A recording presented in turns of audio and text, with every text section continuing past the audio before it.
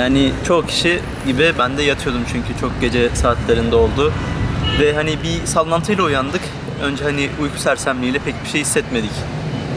Sonra cidden deprem olduğunu anlayınca bir telaşla dışarı çıktık. Ve hani depremin dinmesini bekledik ama yani dinmiyordu deprem. Hani bildiğiniz gibi yaklaşık 1 dakika falan sürdü. Yani korkunçtu. Öncelikle onu söylemem lazım. Özellikle çocukların falan ağlayışları cidden insana böyle bir korku salıyordu. Hani ben dediğim gibi yatıyordum, kalktım. Annemleri uyandırdım, dışarı çıkarttım onları. Telefona baktım, arkadaşlarımı aradım. Hani iyiler mi diye. Bilinç kazandırdı bize deprem hakkında çünkü hani depremden önce kimse aslında depreme çok da şey yapmıyordu. Dikkat etmiyordu. Kimsenin bir ilk yardım çantası yoktu evinde. Kimse depreme özel bir çanta hazırlamamıştı, erzak çantası vesaire. Şimdi bunlarla beraber artık binalar depreme dayanıklı yapılmaya başlandı. Özellikle depremden sonra. Çünkü depremden önce bunun göz ardı ediliyordu aslında. Kazandırdıkları bunlar, kaybettirdikleri ise tabii ki işte korku, insanların psikolojisi. Yani maddi, manevi zararlar, insanlar yakınlarını kaybetti. En önemlisi de o zaten, insanlar yakınlarını kaybetti yani. Yani ben az çok atlattım. Ailemdekiler hala atlattığı bilmiş değil.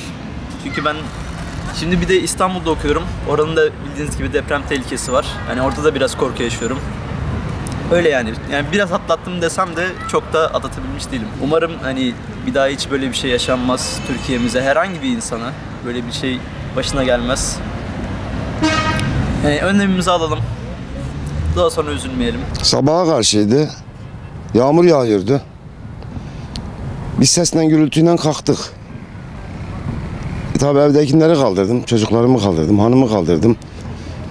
Yıkıldığı zaman zarar görmeyeceğimiz bir yere durduk. Yağmurun altında ıslandık. Ona da dua ettik. Tanıdığımız insanlardan kayıplar oldu.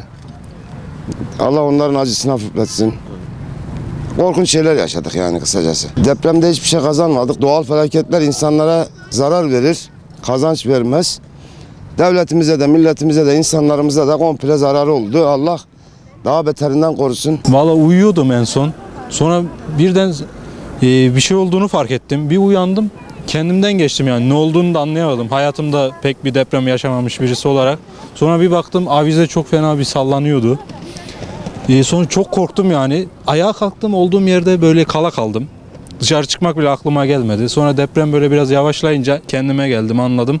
Dışarı kaçtım. Milyonluk evlerin içinde insanlar daha borcunu öderken onlara tabut oldu, mezar oldu yani. Bu da demek oluyor ki dünya malı gerçekten dünyada kalıyor ve o mal seni öldürebiliyor yani.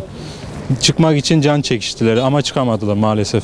Ve tedbirsizlik de var. Asla deprem kader değildir yani, bunu diyebilirim. Umarım daha doğru bir yerleşim düzeni, daha bilinçli insanlar, daha bilinçli, herkes mesleğini düzgün yapabilirse yani daha iyi olur diye düşünüyorum. Vallahi Nevim, akşam bayağı sarsıldık ama yerimizden falan dışarı çıktık. Dışarısı zaten full yağmur. O gün tekrardan biz içeri girdik. Tekrardan deprem olunca tekrardan dışarı çıkmak zorunda kaldık. Ama çok kötüydü. Biz bayağı bir dışarıda kaldık, arabalarda falan. Bizim zaten o aşağı tarafta binalar vardı, yıkıldı zaten, o binalar falan yıkıldı. Benim eşimin evinin olduğu tarafta. Biz biraz camide falan kaldık, hani sağlam olan, hani hiçbir sıkıntısı olmayan camide kaldık ama çok kötüydü. İçeri giremiyorduk o korkudan. Bizimki müstakil ama hani karşımız apartman olduğu için pek güvenemedik. Huzur evleri tarafında falan binalar yıkıldı. Binalar yıkıldı. Tanıdığım insanlar falan vardı, vefat etti. Allah rahmet eylesin. Rabbim kimseye göstermesin bir daha. Vallahi hiçbir şeyin kıymetli olmadığını öğretti. Yani biz oturup bir bardak bile çay içemiyorduk evimizde huzur. Demek ki yani bir bardak çay bile ne kadar kıymetliymiş. Ne kadar değerli bir şeymiş. Kuru bir bardak çay bile misal. Çok kötüydü ya. Yani biz huzurlu bir bardak çay bile içemiyorduk. O şekilde evimizde bile mesela yatamıyorduk, geceleri nöbet tutuyorduk, yatıyorduk. Yani hani yatmaya bile muhtaçtık, o şekilde, öyle söyleyeyim. Yok, ben hala da o korkudayım. Bazen evde oturuyoruz, bazen bir bakıyorum diyor ev mi sarsılıyor diyor, deprem mi oluyor. Mesela yazmamı bir köşede tutsam artık insanın bilinçaltına yerleşiyor ya. Yazmam bir köşede, ben diyorum ki çıktığım zaman kapını oradan direkt alabileyim. Misal o şekilde bile insan bilinçaltına yerleşmiş.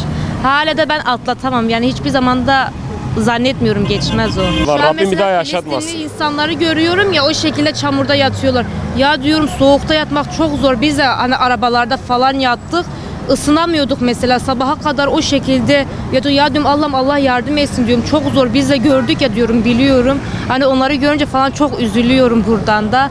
Hani birazcık da olsa insan anlıyor. Hani tabii tam anlamıyla değil ama az da olsa insan anlıyor maalesef. Bize kendimize gelmemizi gösteriyor ama biz ibret aldık mı? Almadık. Daha fazla kötülük yapmaya başladık. Yani şu deprem bizi ayaktırıyor. Kendinize gelin diyor. Gelen var mı? Daha kötüsü oldu. Kaybetti, ibret aldı mı? Almadık. Daha kötüsünü yaptık. Ya bu bize Cenab-ı Allah bize yani bizi ayaktırıyor ama biz ayıkmıyor. Hala devam ediyor yani her türlü kötülüğe. Memleketimize huzur, düzen, devletimize güç, kuvvet. Ondan sonra memleketimizi her türlü Cenab-ı Allah afetinden korusun. Yani bolluk bereket olsun yani. 52 senedir Adana'dayım. Şu anda elim öper 4 tane çocuğum var. 3 oğlan 1 kız. Onlar var, her biri evli. Hanımla ikimiz sadece buradayız. O deprem gecesinde vallahi vara yağmurda yağıyor. O panikle dışarı kaçtık. Kapılar açılmıyor. O dışarı çıktım, dışarıda yağmur. Salona çıktık. O der benim çocuklar telefonu açtı. Baba bir şey var mı? Şu an dedim dışarıdayız. Yağmurda üstümüzden yağmur geçti. Velhasılı öyle bir rezillik gece yaşadık. Buna da çok şükür. Yalnız bizim akrabalardan 3 kişi öldü. İşte çoluk çocuk her biri bir yerde. Onlar da panik yapmışlar. Arabanın içinde kalmışlar. Allah nasıl Cenab-ı Allah'tan gelen bir kuldan gelmedi ki bir şey çıkardık. Bunun için ölenlere Allah rahmet eylesin diyecek. Kalanların başsağlığı edecek. Uzun ömür dileyecek. Bundan başka yapacak elimizde bir şey yok. Yakınlarımızı kaybediyor bir yandan. Evet doğru söylüyorsun. Hem canımız gidiyor hem malımız gidiyor. Evet. Ama Allah'tan gelen bir şey. Yalnız buna boyun eğecek. Başka bir şey yapamayacak hiçbir durumumuz yok kurbanım.